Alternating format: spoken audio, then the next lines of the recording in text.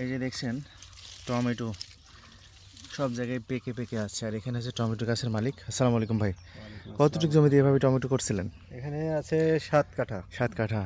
যে পরিমাণ টমেটো আপনি দেখছেন, টমেটো হ্যাঁ, লাল লাল পেকে আছে। হ্যাঁ। কেমন, আপনি লাভ না লসে আছেন? পুরাটাই লসে, পুরাটাই লস। পুরাটাই লসে। এ পর্যন্ত 22,000 টাকা খরচ করছি, 4,000 টাকার মতো বিক্রি করছি। খালি 4,000 টাকা? শুধু 4,000 টাকা। কিন্তু টমেটো যে হারে পেকে আছে দাম নাই। দাম নেই। কিন্তু সিজনের প্রথমেই 150 টাকা বা 120 টাকা হ্যাঁ। কেজি ছিল। এখন তো 2 টাকা 3 টাকা কেজিও নেয় না। 2 টাকা 3 টাকা কেজিও নেয় না। নেয় না।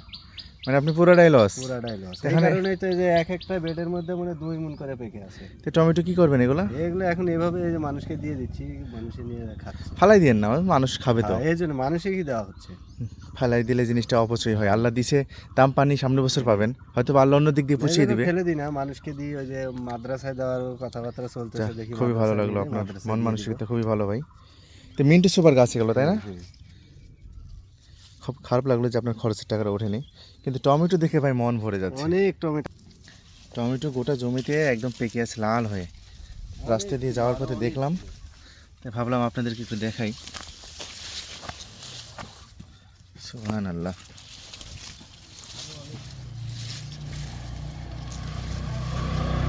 ব্যাপক ভাই, ব্যাপক।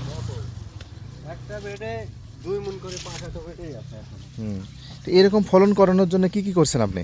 অনেক কীটনাশক ব্যবহার করতে হয়েছে, রাসায়নিক। অনেক ব্রেন বুদ্ধি সার, সব কিছু খরচ করা লাগছে, কিন্তু সেচ দেওয়া, সার দেওয়া।